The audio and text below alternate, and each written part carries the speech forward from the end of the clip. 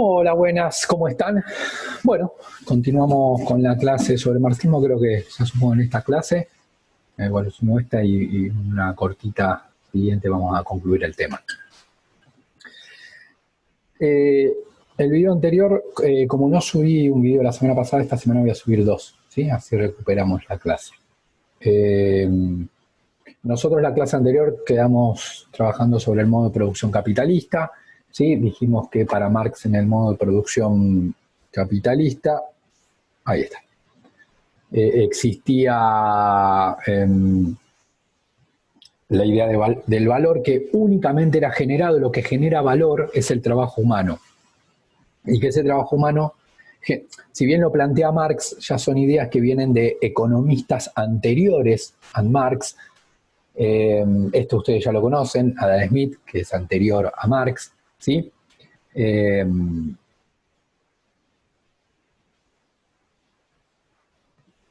¿Sí? Y esta idea, acá voy rápido porque ya lo estuvimos hablando, de que lo único que genera valor es el trabajo humano. ¿Sí? Marx continúa con lo que plantean estos economistas. Y el trabajo humano genera bienes y mercancías, ¿sí? Los bienes que tenían un valor de uso, ¿sí? Que era un tipo de valor subjetivo y cualitativo, y acá pongo un ejemplo de lo que es el valor subjetivo, y las mercancías que tienen un valor de uso, pero también un valor de cambio. Eso es lo que diferencia un bien de una mercancía. La mercancía tiene valor de uso y valor de cambio. ¿Sí? El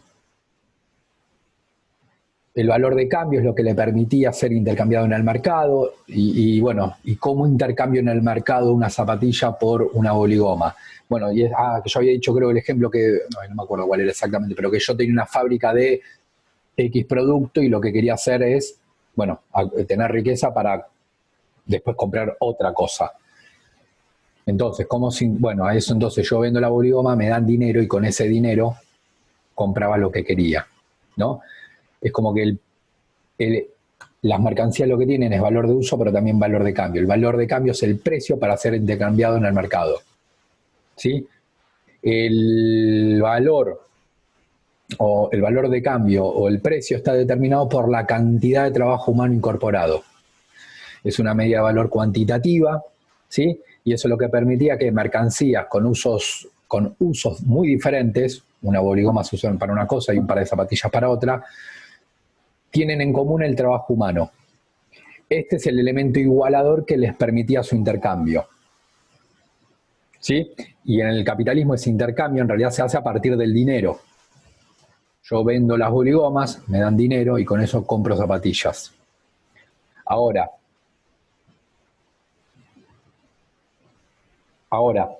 como son productos con usos disímiles, ¿sí?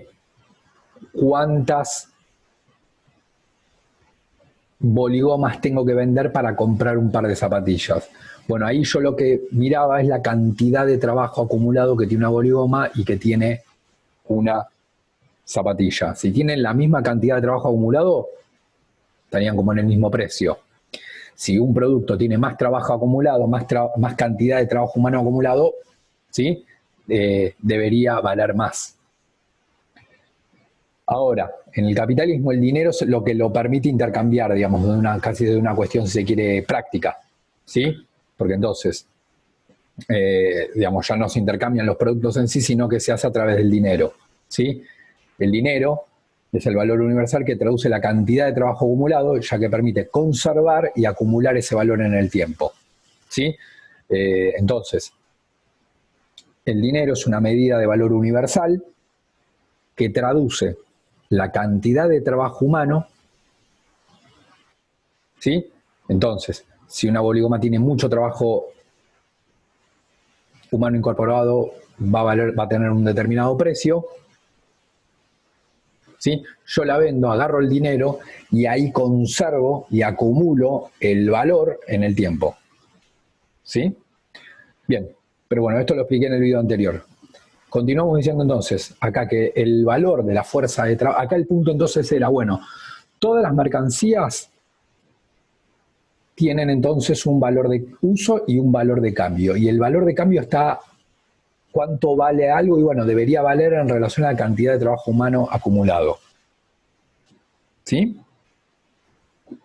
Entonces, pero Marx se pregunta entonces, ¿pero qué pasa con una mercancía que es la fuerza de trabajo? ¿Se acuerdan? Nosotros hemos estado diciendo que la fuerza de trabajo es una mercancía como cualquier otra que se vende en el mercado.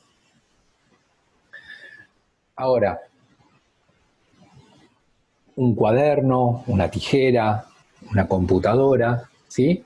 Le voy a poner un precio en relación a la cantidad de trabajo humano incorporado, ¿sí? Por eso valen lo que valen, según esta teoría. Ahora, ¿cuánto vale la fuerza de trabajo? ¿Cuál es el valor de la fuerza de trabajo?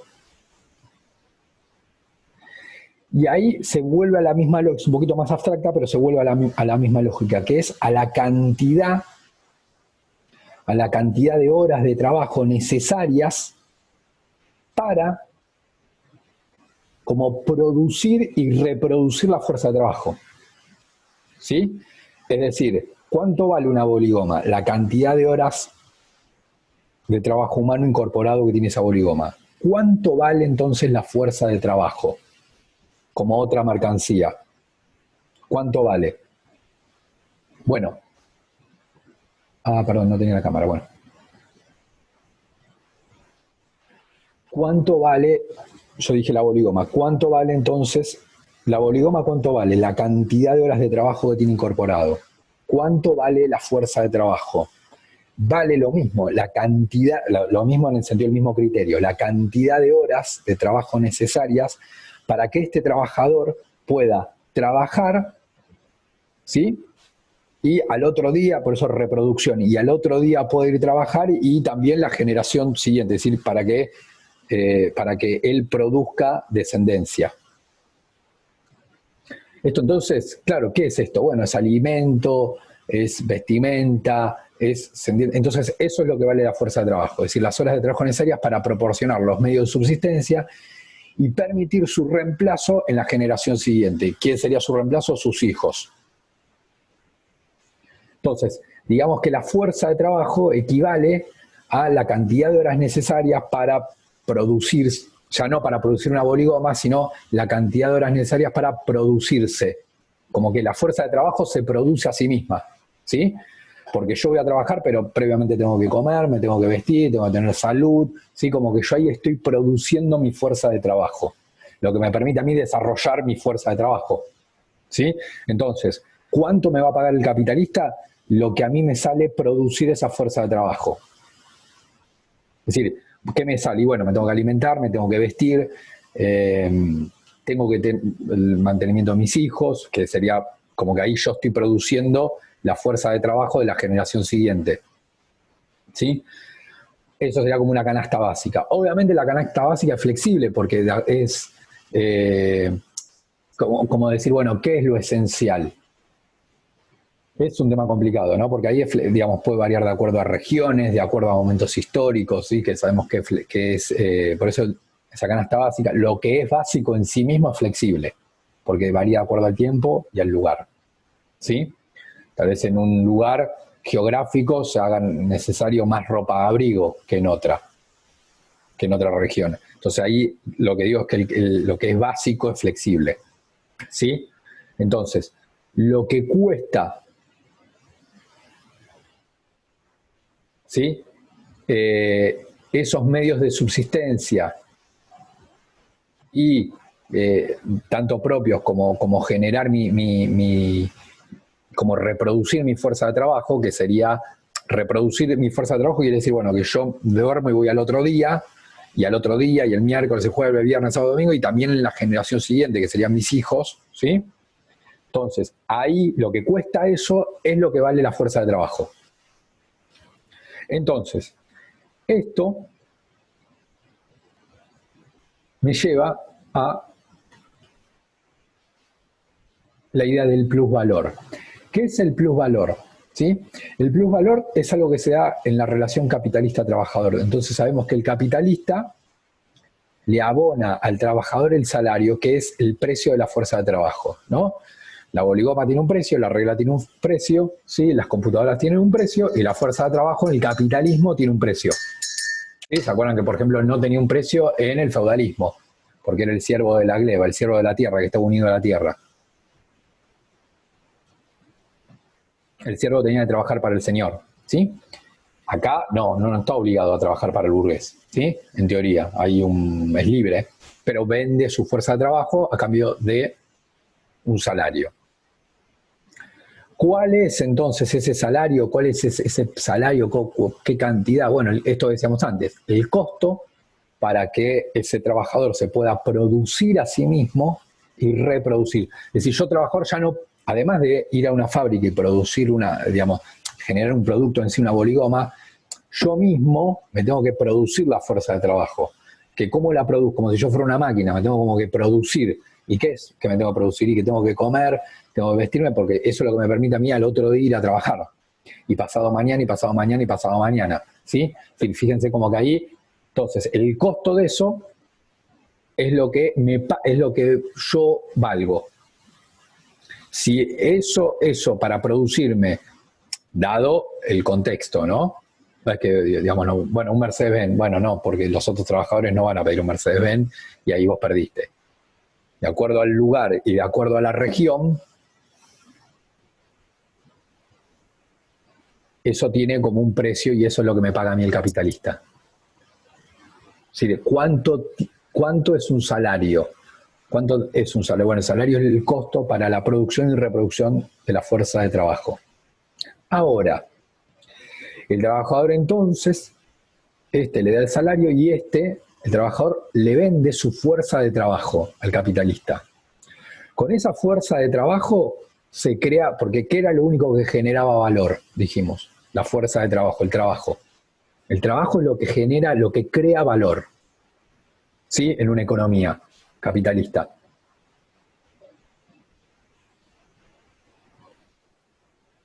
Entonces, el trabajador va a la fábrica y crea valor. Ahora, ese valor generado por el trabajador, digamos que una parte vuelve, como que el trabajador crea un valor y una parte le vuelve, digamos, ¿sí? Al trabajador a través del salario, lo que sería esto. ¿Sí? El trabajador va a la fábrica, utiliza su fuerza de trabajo,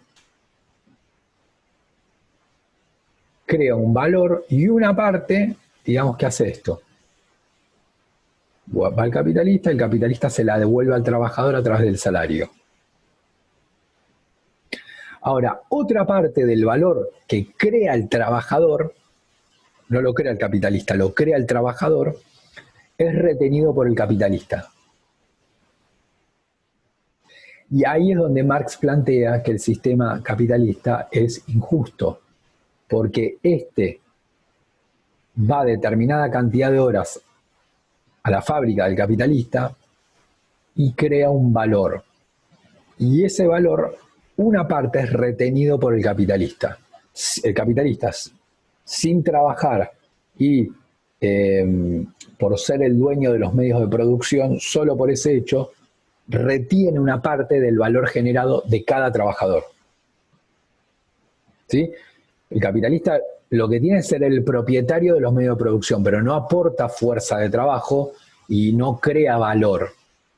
El valor, es decir, la riqueza que el tipo va acumulando, en realidad, la que va acumulando no la generó sino que la generaron sus trabajadores.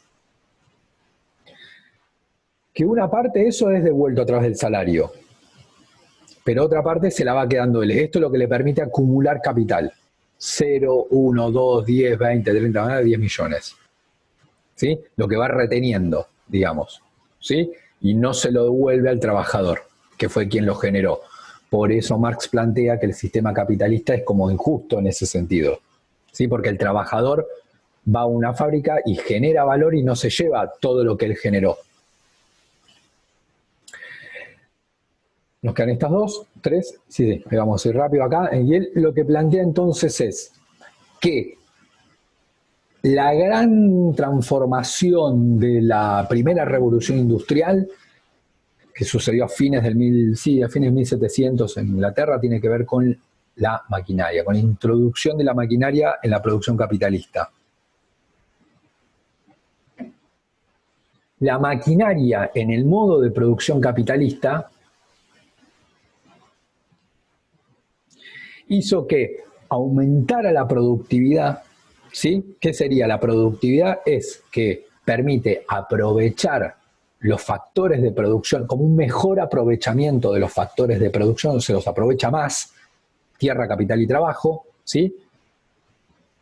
Se aprovecha digamos, de manera más intensa los factores productivos en un tiempo determinado, digamos, como que si yo mido en un tiempo determinado, ¿sí? Obviamente es como que yo diga, en un tiempo determinado, 2 horas, en 2 horas, que es el tiempo determinado, ¿sí?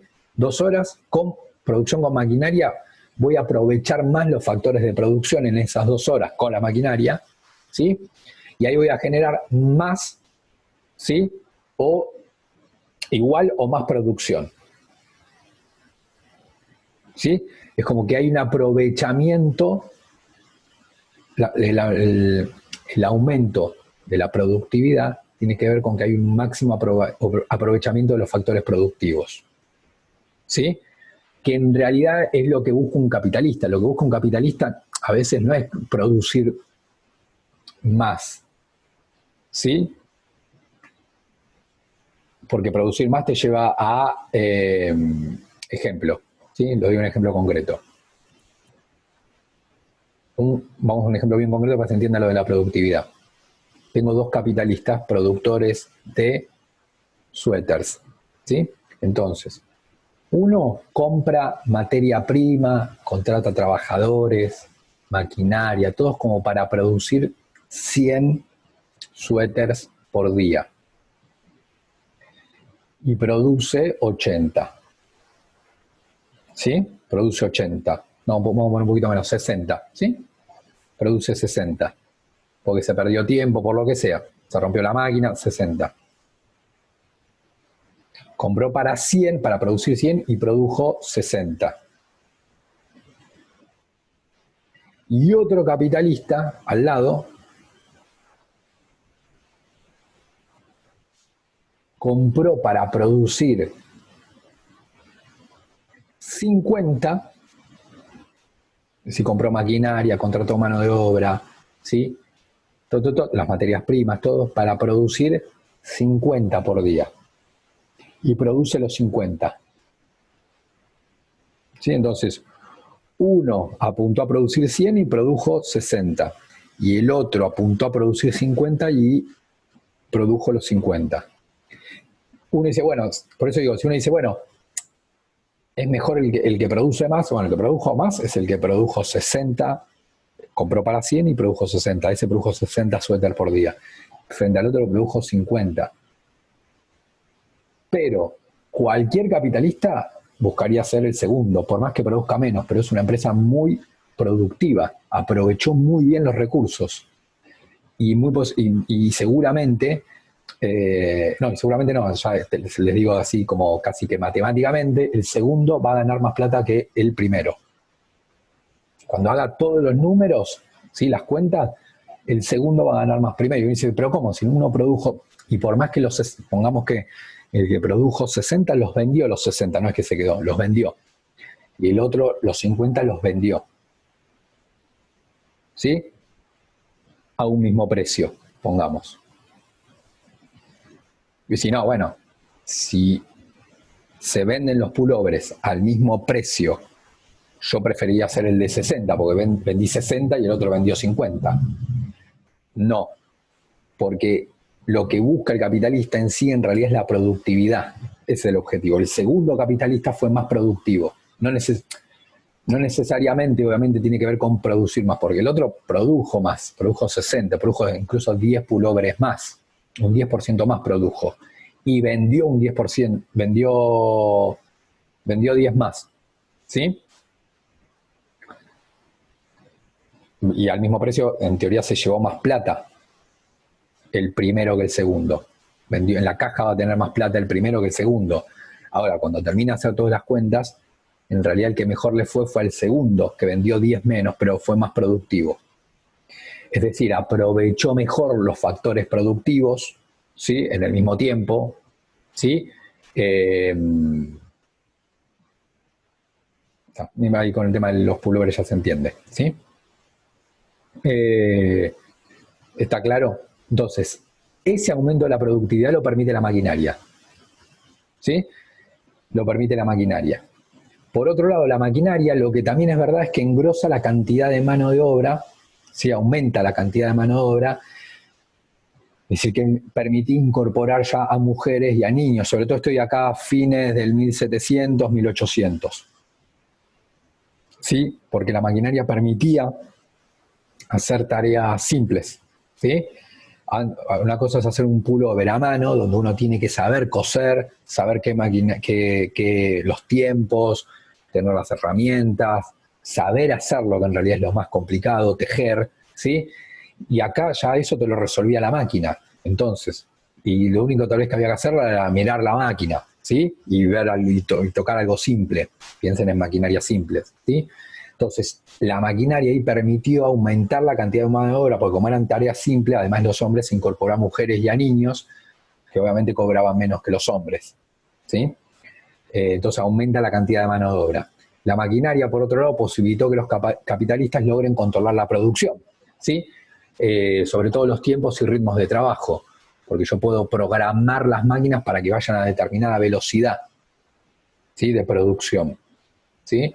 Con lo cual, una tarea a realizar, ya no es que sea, bueno, veo, antes el trabajador, cuando el nivel de maquinaria en producción era reducido, los tiempos como que piensen en un artesano, ¿sí? En alguien que, creo que yo lo dije esto, pero si un ejemplo con alguien que hace un arito, ¿sí? Pero lo hace a mano. Y bueno, el tipo va marcando los tiempos, él lo va haciendo, él tiene el conocimiento y lo hace. Ahora, si el arito lo va a hacer una máquina, el tiempo lo programa el capitalista y bueno, ¿sí?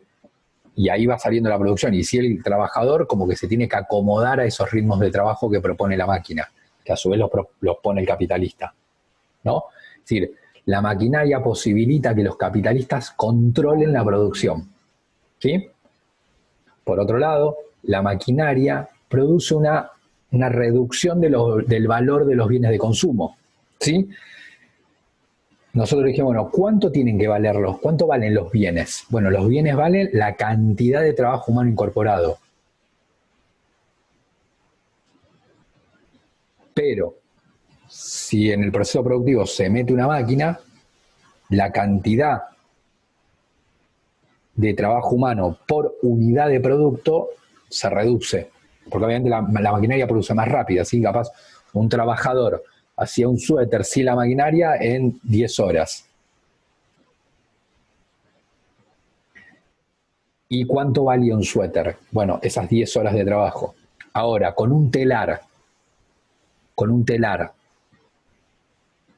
¿cuánto tiempo lleva hacer un pullover? Media hora. Entonces, fíjense cómo bajó de 10 horas a media hora. Y como ¿cuánto tiene que valer un bien de consumo? Tiene que valer el trabajo incorporado. Bueno, ¿cuántas horas de trabajo? ¿Qué pasó con las horas de trabajo? Se redujo. Porque antes de hacer ese suéter eran 10 horas y ahora es media hora. ¿Sí? Se reduce el valor de los bienes de consumo. ¿Sí?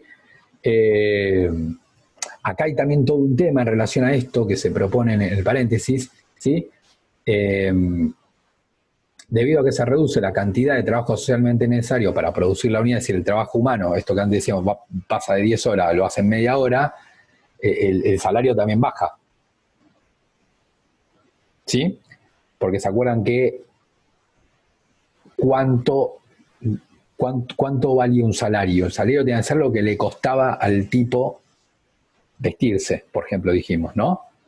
Bueno, como el suéter que antes se hacía en 10 horas valía tanto y ahora se hace en media hora, entonces bajó de precio, el salario que le paga el capitalista al trabajador es menor, porque le va a decir, mira, para comprarte un suéter, el suéter bajó de precio, entonces yo te pago menos. Porque recuerden que el salario era equivalente a esa canasta básica. Entonces yo acá adentro tengo el suéter. Si el suéter bajó, bajó también el salario del trabajador. ¿Sí?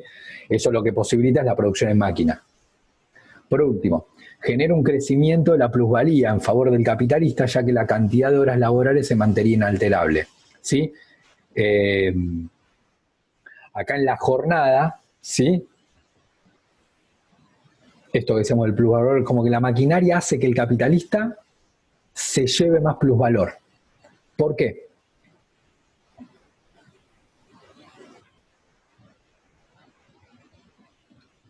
¿Sí? ¿Por qué?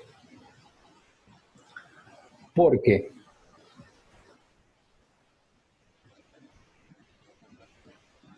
bien, claro, sería el trabajador, seguimos con el ejemplo del pullover. Antes estaba 10 horas y generaba un pullover. Ahora lo genera una máquina en media hora. ¿Sí? Entonces, de ese pullover, el capitalista dijimos que se quedó una parte, le va a devolver al trabajador con el salario y otra parte se la queda a él. Pero eso es de un pullover, que es media hora. La otra media hora pasa lo mismo. La otra media hora pasa lo mismo, la otra media hora, la otra media hora, así hasta llegar a las 10 horas, que era lo que el tipo trabajaba antes. Entonces, se va quedando, ¿sí? De cada pullover va reteniendo el plusvalor. ¿Sí? Entonces, la maquinaria hace que genere un crecimiento de la plusvalía en favor del capitalista, ya que la cantidad de horas laborales se mantiene inalterable. No es que el capitalista le dice, bueno, como bajó el pullover, el tiempo de producción bajó de 10 horas, media hora, vos trabajás media hora. No, vos seguís trabajando 10. Entonces, fíjense cómo aumenta la plusvalía del capitalista, baja el salario del trabajador, lo cual beneficia al capitalista, obviamente. Anteúltima, la acumulación de capital. La plusvalía es el prerequisito para la acumulación. Una parte de la plusvalía sería utilizada, es decir, eso que se va quedando el capitalista para acrecentar su capital y adquirir maquinaria. ¿Sí? Obviamente, si a mí, como capitalista, me sirve tener maquinaria, porque me hace más productiva la fábrica, porque puedo contratar gente sin tanto conocimiento, entonces le pago menos, ¿sí? Me permite a mí bajar el precio del producto, pero aumentar mi plusvalía. Fíjense que el tipo acá se puede dar una cosa, que baje el precio de los productos, pero aumente la plusvalía del capitalista. ¿Sí? La maquinaria permite controlar el proceso de producción, es decir, como que para el capitalista era beneficioso introducir la maquinaria. ¿Sí? Entonces, la maquinaria tendería a reducir el valor de los bienes medido como trabajo incorporado. ¿Sí? Esto que nosotros decíamos, el suéter tardaba 10 horas sin maquinaria, con maquinaria tarda media hora. ¿Sí? Entonces, ese pullover baja de precio, que no quiere decir que el capitalista gane menos. ¿Sí? Que no quiere decir que gane menos el capitalista. Los capitalistas entonces se ven presionados para entrar a la carrera competitiva, es decir, aumentar constantemente su capital. Ejemplo en maquinaria. Acá está lo importante. Es verdad que el sistema capitalista, de alguna manera, fíjense que esto es medio complicado, pero es lo que pasa hoy, ¿sí? Hoy.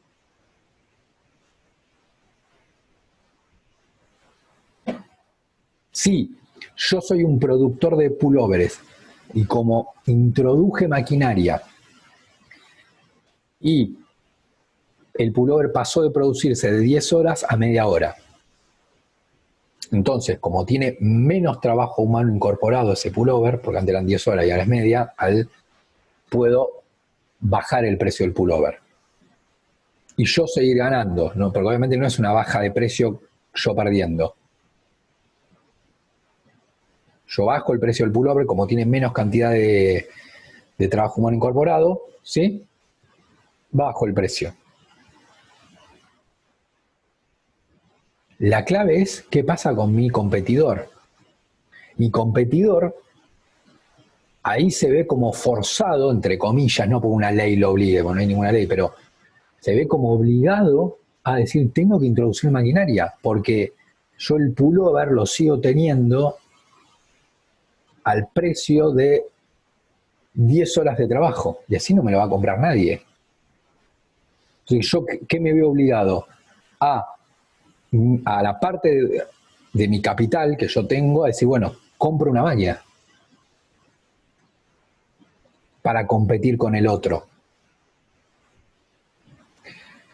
Es más, voy a ver si puedo comprar o crear una máquina que el pullover ya no lo haga en media hora, sino lo haga en 20 minutos. Entonces, como el pullover pasó, uno lo está haciendo en media hora, yo lo estaba haciendo en 10, ahí me empezó a ir pésimo, porque yo seguí con el precio del pullover a 10 horas de trabajo y el otro ya lo bajó a media hora. En realidad yo le quiero ganar a él, ni siquiera empatar. Entonces trato de generar una maquinaria que lo produzca en 20 minutos. Pongamos que lo hago, bueno, el competidor dice, bueno, yo tengo que bajar a 15 minutos. Es decir, como que tengo que utilizar mi capital. Primero, fíjense ahí cómo están compitiendo los capitalistas. De la misma manera que competían los trabajadores por el puesto de trabajo, compiten los capitalistas acá. Y otro va a decir, y un tercero va a decir, bueno, yo quiero generar una máquina que lo haga en 10 minutos el pullover. Porque si lo logro producir en 10 minutos, como el pullover vale el trabajo incorporado, la cantidad de horas de trabajo incorporado, como este bajó a 10 minutos, lo puedo bajar el precio. Repito, cada vez que yo bajo el precio no estoy perdiendo plata. Entonces, ahí hay como una presión, esto es lo que dice, fíjense, la plusvalía es el prerequisito para la acumulación. Una parte de la plusvalía será utilizada para acrecentar su capital y adquirir maquinarias. La maquinaria, tendería a reducir el valor de los bienes medido como trabajo incorporado.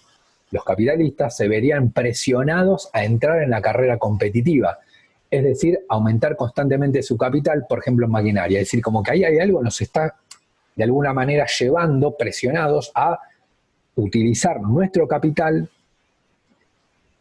porque si yo digo, bueno, gané plata, listo, ya está, me compro un yate, un avión, mi competidor compra una máquina, baja el trabajo, la cantidad de horas de trabajo incorporado, vende el mismo producto o mejor producto más barato que el mío y yo perdí esa carrera ahí. ¿Sí? Y quebré. Entonces el capitalista tiene que reinvertir de alguna manera, es decir, bueno, reinvertir constantemente para, digamos, de alguna manera estar primero, o por lo menos buscar estar primero en la carrera competitiva. Fíjense que lo que pasa hoy, no sé, por ejemplo, con los celulares, ¿no? Es eso lo que pasa. ¿Por qué las empresas buscan tanto? Y lo que dice Marx en realidad es que justo este punto es lo que hace que de la mano del capitalismo, ¿sí?, se dé una revolución constante de la tecnología. Esa es la clave. Porque los capitalistas, ¿sí? De hecho, Marx señala que en las cantidades de siglos capitalistas que tuvo la humanidad, que a nosotros nos puede parecer una banda, pero en términos históricos son pocos, ¿sí? Son pocos, ¿sí? En todo de hecho, bueno, lo muestro acá. Lo que plantea Marx es, en una línea de tiempo, necesito...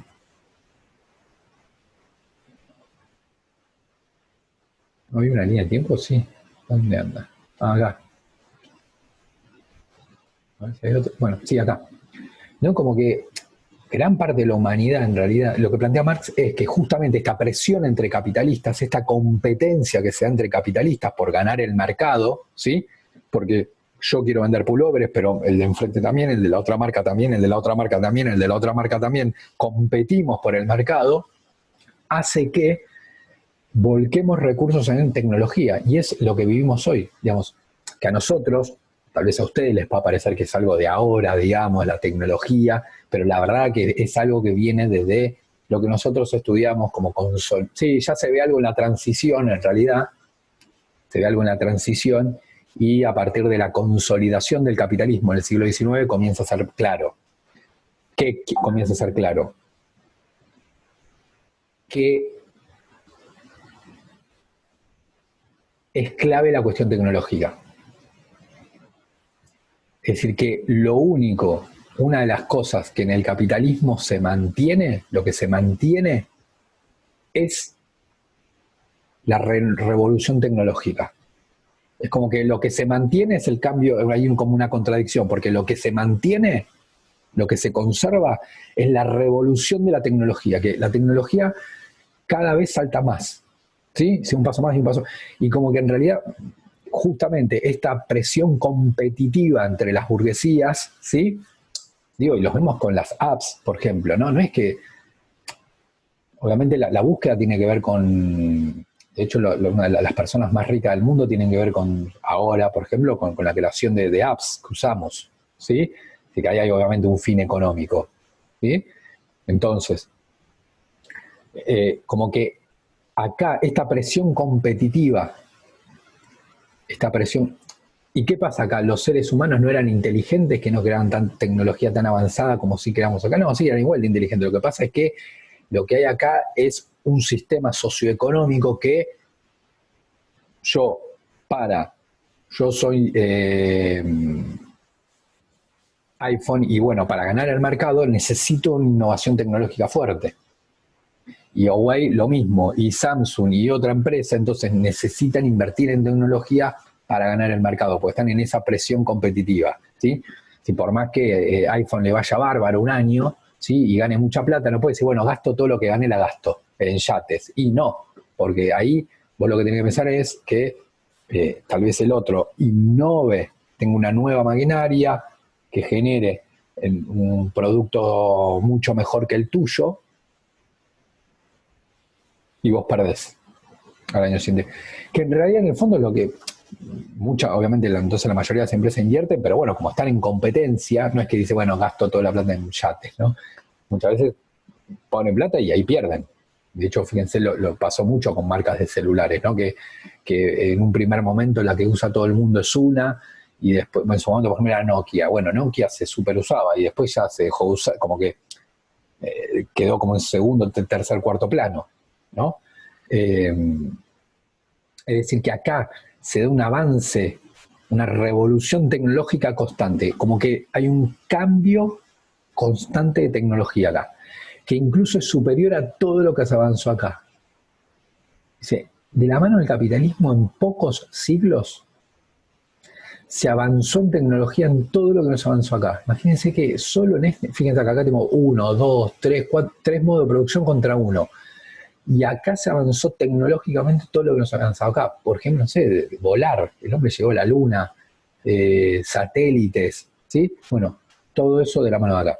Eso tiene que ver justamente con esa presión competitiva, ¿no? El capitalista dice, no es que dice, bueno, tengo que gastar la plata a ver qué invento hago, pero invento algo por inventarlo. No, no lo inventa por inventar, porque quiero ser famoso por inventar algo que no existía, no. Invento algo porque ahí es algo que yo puedo después, obviamente, obtener, ser más eficiente y obtener riquezas.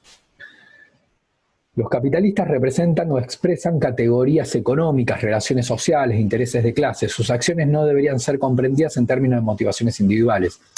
Por ejemplo, ¿qué quiere decir esto? Esto que dice, bueno, Marx, acá el capitalista se está quedando con plata que no le corresponde, porque el valor lo genera el trabajador. Y no todo el valor generado por el trabajador se le devuelve a través del salario, sino una parte. Una parte es retenida por el capitalista.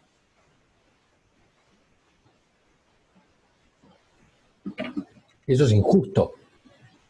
¿Sí? Estamos hablando de lo que piensa Marx, ¿no? Eso es injusto para Marx. Entonces, pero Marx dice ahí, ojo, lo que plantea es, no pasa porque el capitalista sea mal tipo, porque por eso dice, las acciones no deberían ser comprendidas en términos de motivaciones individuales. No es que es como que es mal tipo y se queda con la plata y este es buen tipo.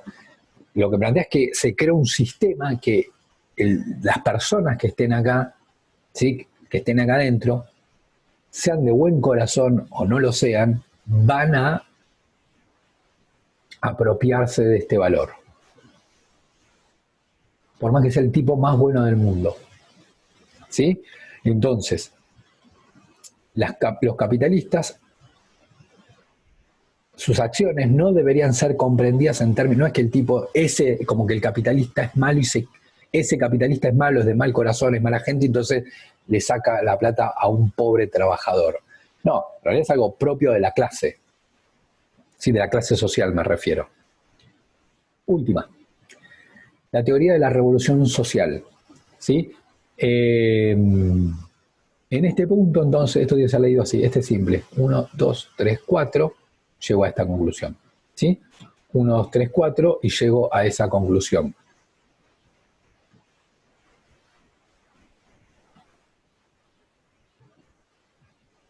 No, mejor vamos a hacer así. Nos corto el video acá y así ya después hacemos porque me queda... con esto termina. Pero hay algo que es anexo, ¿sí? Y estos cuadros que los voy a explicar entonces en el siguiente video, ¿sí? Bien.